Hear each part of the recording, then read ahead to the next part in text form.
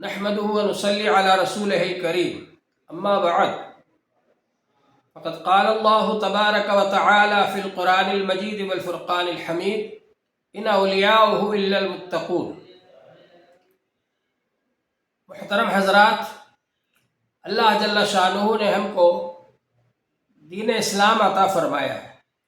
یہ کامل اور مکمل دین ہے، اور اس دین کے اندر ایمان بھی بتلایا گیا، عقائد بھی بتلائے گئے کہ انسان کو کن کن چیزوں پر یقین رکھنا ہے، اور اعمال بھی بتلائے گئے کہ کیا کیا اعمال کرنا ہے، کیا کیا کام کرنا ہے، اور ان کاموں کے اندر خوبصورتی کیسے پیدا ہو، ان کاموں کو اچھا کیسے بنایا جائے، یہ بھی بتلایا گیا۔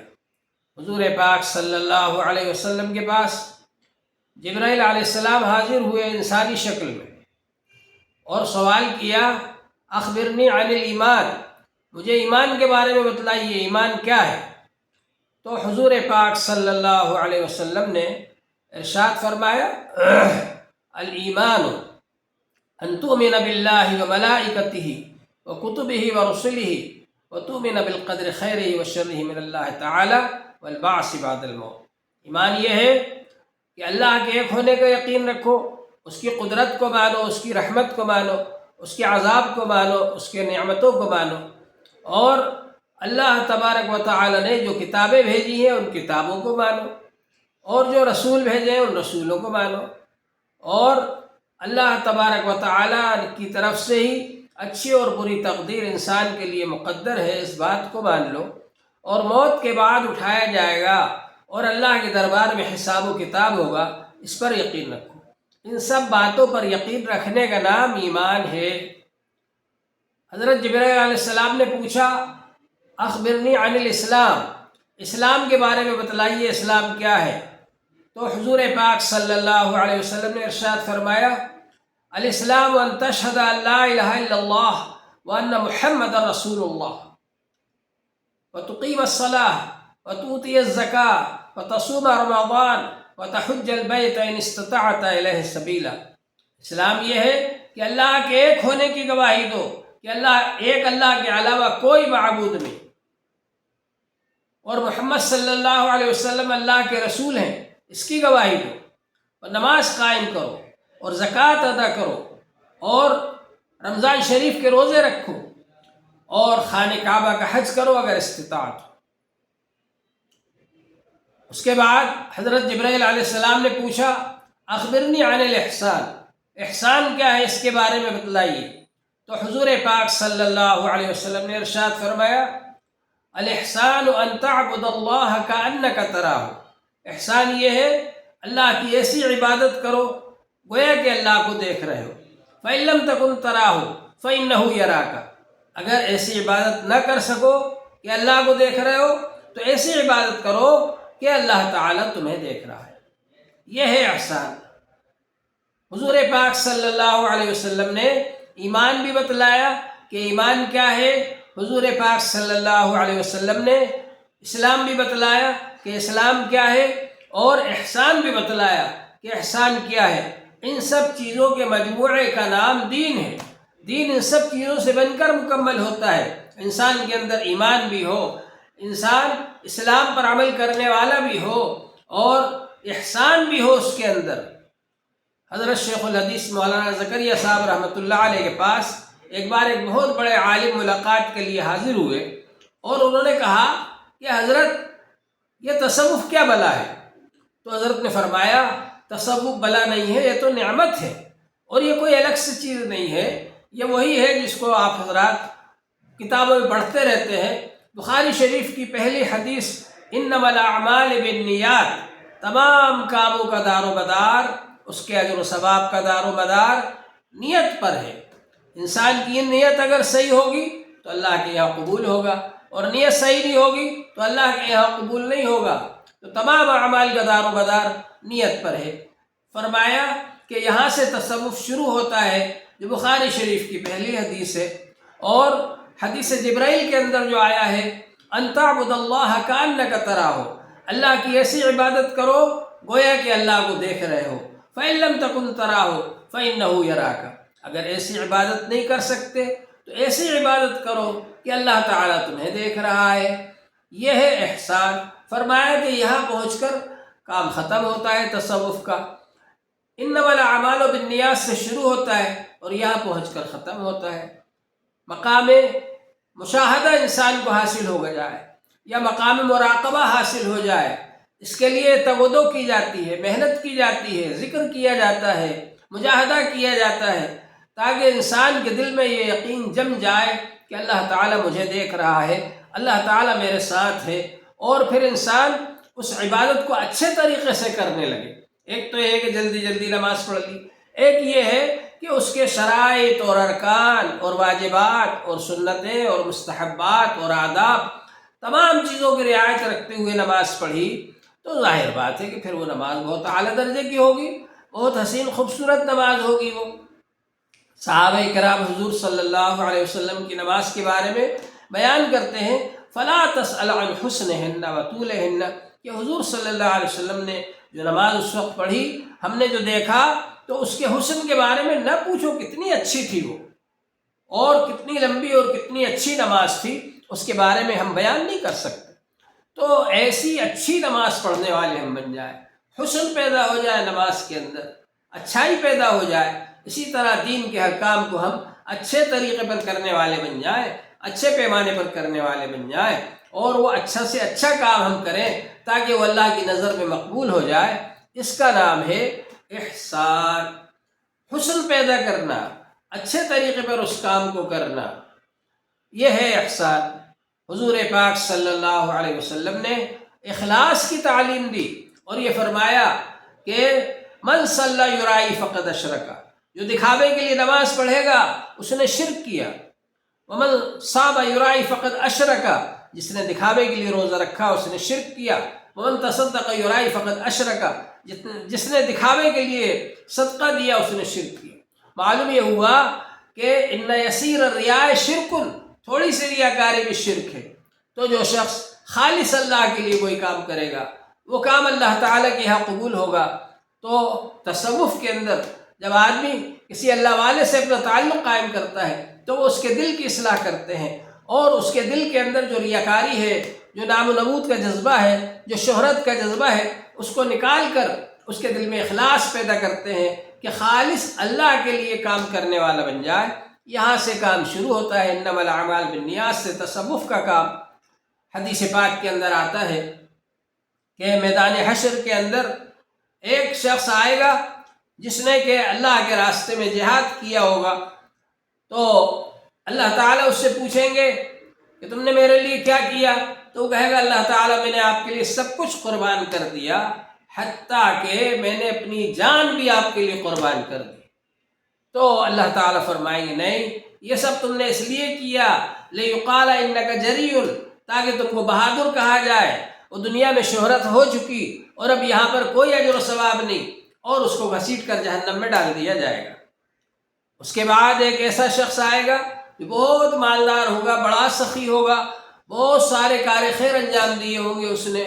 جب وہ آئے گا تو اللہ تعالیٰ اس سے پوچھیں گے تو نے میرے لیے کیا کیا؟ تو کہے گا اللہ تعالیٰ میں نے یہ کیا، میں نے کہیں کنواں بنوا دیا، کہیں میں نے مسجد بنوا دی، کہیں مدرسہ بنوا دیا، کہیں یہ کیا، کہیں وہ کیا، بہت سارے کام بتائے گا، اتنے آدمیوں کو کھانا کھلایا۔ تو اللہ تعالیٰ فرمائیں گے نہیں، یہ سب اس لیے کیا تم نے لِيُقَالَ إِنَّكَ سَخِيٌّ، تاکہ آپ کو سخی کہا جائے کہ بہت سخی ہیں، بہت دینے والے ہیں، بڑے داتا ہیں۔ تو وہ دنیا میں آپ کی شہرت ہو گئی اور یہاں کچھ نہیں ہے، اور اس کو بھی گھسیٹ کر جہنم میں ڈال دیا جائے گا۔ اور ایک ایسے شخص کو بلایا جائے گا جو کہ بہت بڑا عالم تھا، اللہ تعالیٰ پوچھیں گے تو نے میرے لیے کیا کیا؟ تو وہ کہے گا اللہ تعالیٰ میں نے ساری زندگی پڑھا اور پڑھایا اور میں نے دین کا کام کیا۔ تو اللہ تعالیٰ اس سے فرمائیں گے تو نے اس لیے کیا یہ سب کام لِيُقَالَ إِنَّكَ عَالِمٌ، تاکہ تجھے بہت بڑا عالم کہا جائے، اور وہ دنیا میں ہو چکا، شہرت ہو گئی تیری دنیا میں، اب یہاں کچھ نہیں، اس کو بھی جہنم میں ڈال دیا جائے گا۔ تو اس حدیث کا مطلب یہ ہے کہ انسان کو ہر کام اخلاص کے ساتھ کرنا چاہیے، اور یہ فکر رکھنا چاہیے کہ ہم جو کام کر رہے ہیں یہ اللہ جل شانہ کی بارگاہ میں قبول ہو جائے، اللہ تعالیٰ اس کو قبول فرما لے، اور اس میں ریاکاری کی نیت نہیں ہونا چاہیے، شہرت کی نیت نہیں ہونا چاہیے، بلکہ اخلاص کے ساتھ اللہ کے لیے کرنا چاہیے۔ اگر اخلاص کے ساتھ اللہ کے لیے ایک ذرے برابر بھی کام کیا اور وہ اللہ کے یہاں قبول ہو گیا تو نجات ہو جائے گی۔ فَمَن يَعْمَلْ مِثْقَالَ ذَرَّةٍ خَيْرًا يَرَهُ، اور خدا نخواستہ اگر ہم نے بڑے بڑے کام کیے اور اس میں اخلاص نہیں ہے تو وہ رد کر دیے جائیں گے۔ اللہ تعالیٰ اس سے ہماری حفاظت فرمائے۔ تو بہرحال اخلاص سے کام شروع ہوتا ہے تصوف کا، اور اللہ تبارک و تعالیٰ سے ایسا تعلق قائم ہو جائے کہ ہر وقت اللہ تعالیٰ کی معیت ساتھ میں ہو۔ اللہ جل شانہ نے ارشاد فرمایا انا مع عبدی ما تحرکت بی شفتاہ، جب تک بندہ میرا ذکر کرتا رہتا ہے میں اس کے ساتھ رہتا ہوں۔ انسان جب ذکر کرتا رہتا ہے اللہ تعالیٰ کا تو اللہ تعالیٰ کی مدد اور نصرت اور اللہ تعالیٰ کی رحمت اس کے ساتھ رہتی ہے۔ تو انسان اللہ کا ذکر کرنے والا بن جائے تو ہر وقت اللہ تعالیٰ کی مدد اس کے ساتھ رہے گی، اور پھر اس کے بعد میں وہ جو کام کرے گا اس کے ہر کام میں حسن پیدا ہوگا، ایسا حسن جو اللہ کی یہاں قابل قبول ہوگا، اور ہر نیک عمل اس کا اللہ تبارک و تعالیٰ کے یہاں مقبول ہوگا۔ ان اللہ لا ينظر الى صورکم واجسامکم واموالکم ولکن ينظر الى قلوبکم واعمالکم، اللہ تبارک و تعالیٰ تمہارے یہ ظاہری اعمال کو نہیں دیکھتے، تمہاری ظاہری صورتوں کو نہیں دیکھتے، تمہارے جسموں کو نہیں دیکھتے، بلکہ اللہ تعالیٰ تو تمہارے دلوں کو دیکھتے ہیں، تمہارے دل میں کیا نیت ہے، تم نے کس اخلاص کے ساتھ میں یہ عمل کیا ہے، اللہ جل شانہ اس کو دیکھتے ہیں۔ اگر تمہارے دل کے اندر اخلاص ہے اور اخلاص کے ساتھ عمل کیا ہے تھوڑا سا بھی تو اللہ جل شانہ اس کو قبول فرما لیں گے۔ تو بہرحال ہمارے اندر یہ جذبہ ہونا چاہیے کہ ہم جو بھی کام کریں اللہ کے لیے کریں اور اللہ تبارک و تعالیٰ کو خوش کرنے کے لیے کریں، اور یہ جو ہے احسان، اس کا نام طریقت ہے، اس کا نام تصوف ہے، اس کو آپ جو چاہیں کہہ سکتے ہیں، تقوی حاصل کرنے کا ذریعہ ہے یہ۔ بعض لوگ جو ہے شریعت کو الگ سمجھتے ہیں، طریقت کو الگ سمجھتے ہیں، شریعت پر اچھی طرح سے آدمی عمل کرے، سنت اور مستحبات کو بھی نہ چھوڑے اور آداب کی بھی رعایت کرے، اس کا نام طریقت ہے۔ اور اگر آپ ایسے طریقے سے کام کر رہے ہیں، شریعت نماز پڑھ رہے ہیں آپ لیکن جلد بازی میں پڑھ رہے ہیں، تو ظاہری طور پر یہ کہا جائے گا کہ ہاں آپ کی نماز ہو گئی، لیکن آپ نے اس میں خشوع و خضوع نہیں اختیار کیا، آپ نے دل جمعی نہیں اختیار کی، اور حضور قلب اس کے اندر نہیں پایا گیا، اور تعدیل ارکان اس میں نہیں پایا گیا، تو ظاہر بات ہے آپ کی یہ نماز یہ اللہ تبارک و تعالیٰ کی نظر میں ویسی نہیں ہوئی جو پسندیدہ ہونا چاہیے۔ اس لیے کہا جاتا ہے کہ نماز کو اچھے طریقے سے پڑھنا، صدقہ اور خیرات کو اچھے طریقے سے دینا، کہ دائیں ہاتھ خرچ کرے بائیں ہاتھ کو بھی خبر نہ ہو، اس اخلاص کے ساتھ میں آدمی صدقہ و خیرات کرے، اور روزے کو اخلاص کے ساتھ میں رکھے، اور حج کو اخلاص کے ساتھ میں کرے، تو یہ سب چیزوں کے اندر حسن پیدا ہو جاتا ہے۔ اس کے سنتوں کا لحاظ رکھا جائے، آداب کا لحاظ رکھا جائے، مستحبات کا لحاظ رکھا جائے، تو ان سب عبادتوں میں حسن پیدا ہو جاتا ہے۔ تو یہ شریعت اور طریقت الگ الگ چیزیں نہیں ہیں، شریعت پر عمل کرنا ہے، اور طریقت یہ ہے کہ آدمی اپنے اندر ایسی خوبیاں پیدا کرے، اخلاص پیدا کرے دل کے اندر، اور دل کو اللہ تعالیٰ سے ایسا لگائے کہ اللہ تعالیٰ اس کے اعمال کو قبول فرما لے۔ تو طریقت الگ نہیں ہے۔ بعض لوگ یہ سمجھتے ہیں کہ شریعت الگ ہے اور طریقت الگ ہے، اور اس کی وجہ سے جھگڑے پیدا ہوتے ہیں۔ یہ تو شریعت پر اچھی طرح سے عمل کرنا اور شریعت کو کامل مکمل طریقے سے انجام دینا، یہی سمجھیے کہ طریقت ہے۔ طریقت شریعت کے تابع ہے، طریقت شریعت سے علیحدہ نہیں ہے۔ طریقت جو ہے وہ شریعت پر پوری طرح سے عمل کرنے کا نام طریقت ہے۔ تو ہم اس بات کی کوشش کریں کہ ہم شریعت پر بھی عمل کریں گے اور طریقت پر بھی عمل کریں گے، اور طریقت یہ ہے کہ آدمی بزرگ سے بیعت ہو، اپنی اصلاح کرائے، عہد کرے کہ میں آپ کے ذریعے اصلاح کراؤں گا، اور دل میں جو وسوسے آئے، نماز میں اگر بے خیالی ہو، نماز میں اگر خشوع و خضوع حاصل نہ ہو اور وسوسے آئے، اپنے بزرگ سے اس کی اصلاح کرائے۔ اسی طرح سے جو بھی کوئی باتیں ہیں دین میں، جو بھی کوئی اس کو کام کرنا ہے، دنیا کا کوئی کام کرنا ہے، تو اپنے ان بزرگ کے مشورے سے کرے جن سے بیعت ہوا ہے، تو اس طریقے سے اس کی اصلاح ہوگی اور اس کی رہبری ہوگی اور برائیوں سے بچے گا وہ۔ تو یہ طریقت ہے۔ طریقت کوئی الگ چیز نہیں ہے، شریعت سے الگ چیز نہیں۔ جن لوگوں نے طریقت کو الگ چیز سمجھ لیا اور یہ سمجھ لیا کہ طریقت تو شریعت سے بالکل الگ چیز ہے اور اس سے آزاد ہے، تو وہ لوگ غلطی پر ہیں۔ اللہ جل شانہ نے ہم کو جو دین عطا فرمایا ہے یہ کامل مکمل اور آسان دین ہے، اور اس کے اندر ان تینوں چیزوں کو جمع فرما دیا ہے۔ تو ہمارے اندر یہ جذبہ ہونا چاہیے کہ ہم ان تینوں چیزوں کو جوڑ کر کے چلیں، شریعت کو بھی اور طریقت کو بھی، اور اصل جو ہے ایمان اور عقائد صحیح ہو آدمی کے، بنیادی چیز ہے پہلے ایمان اور عقائد صحیح ہو، اس کے بعد وہ شریعت کے احکام کا پابند ہو۔ شریعت کے احکام کا جو پابند نہیں ہے تو وہ طریقت والا نہیں کہلائے گا۔ ایک صاحب ایک بزرگ کے پاس گئے بیعت ہونے کے لیے، بہت دن تک قیام کیا، پھر جانے لگے۔ تو انہوں نے پوچھا کہ بھائی تم کیسے آئے تھے اور کیوں جا رہے؟ تو انہوں نے کہا کہ حضرت میں آپ سے بیعت ہونے کے لیے آیا تھا، لیکن اتنے دن میں رہا آپ کی کوئی کرامت ہی نہیں دیکھی۔ تو حضرت نے فرمایا میرا کوئی کام آپ نے سنت کے خلاف دیکھا؟ تو کہا کہ نہیں دیکھا۔ کہا کہ یہی تو کرامت ہے کہ آدمی استقامت کے ساتھ سنت کے مطابق زندگی گزار رہا ہے، یہ کرامت ہے۔ تو بہرحال حضور پاک صلی اللہ علیہ وسلم کے طریقے کے اور سنت کے تابع کر کے آپ کے دائرے میں، سنتوں کے دائرے میں جو کام ہوگا وہ ہے طریقت۔ تو طریقت الگ چیز نہیں ہے۔ حضور پاک صلی اللہ علیہ وسلم نے زندگی بھر نماز پڑھی۔ اب آج کل اگر کوئی یہ کہتا ہے کہ صاحب میں تو اتنا بزرگ ہو گیا کہ اب میں دل کی نماز پڑھ لیتا ہوں، اب میرے اوپر نماز فرض ہی نہیں رہی، یہ گمراہی ہے، طریقت نہیں ہے۔ طریقت یہ نہیں کہتی کہ نماز پڑھنا چھوڑ دو۔ حضور پاک صلی اللہ علیہ وسلم نے مرض الوفات کے اندر بھی دو حضرات کے سہارے سے مسجد میں جا کر نماز ادا فرمائی، جبکہ آپ کے قدم مبارک گھسٹ رہے تھے۔ ان حالات میں بھی آپ مسجد میں تشریف لے گئے اور مسجد میں جا کر کے آپ نے نماز ادا فرمائی۔ معلوم یہ ہوا کہ نماز کسی پر سے کبھی بھی معاف نہیں ہے۔ حضور پاک صلی اللہ علیہ وسلم نے فرمایا اگر کھڑے ہو کر نہیں پڑھ سکتے ہو بیٹھ کر پڑھو، بیٹھ کر نہیں پڑھ سکتے ہو لیٹ کر پڑھو، لیکن جب تک کہ آپ کے اندر جان ہے، طاقت ہے کہ آپ لیٹ کر بھی نماز پڑھ سکتے ہو، تب بھی آپ کو نماز پڑھنا ہے۔ تو نماز ایمان والے پر سے کبھی معاف نہیں ہوتی۔ اگر کوئی شخص یہ کہتا ہے کہ میں اتنا بزرگ ہو گیا کہ اب میرے اوپر سے نماز معاف ہو گئی، تو یہ گمراہی ہے۔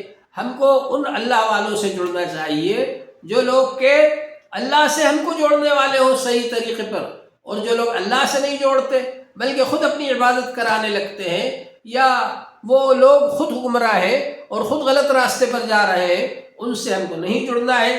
اللہ والوں سے جڑنا ہے، اچھے لوگوں سے جڑنا ہے۔ اللہ جل شانہ نے فرمایا ہے وَإِنَّ أَوْلِيَاءَهُ إِلَّا الْمُتَّقُونَ، اللہ کے ولی صرف متقی اور پرہیزگار ہوتے ہیں۔ جس کے اندر تقوی نہ ہو، جس کے اندر اللہ کا خوف نہ ہو، تو وہ ولی نہیں ہو سکتا۔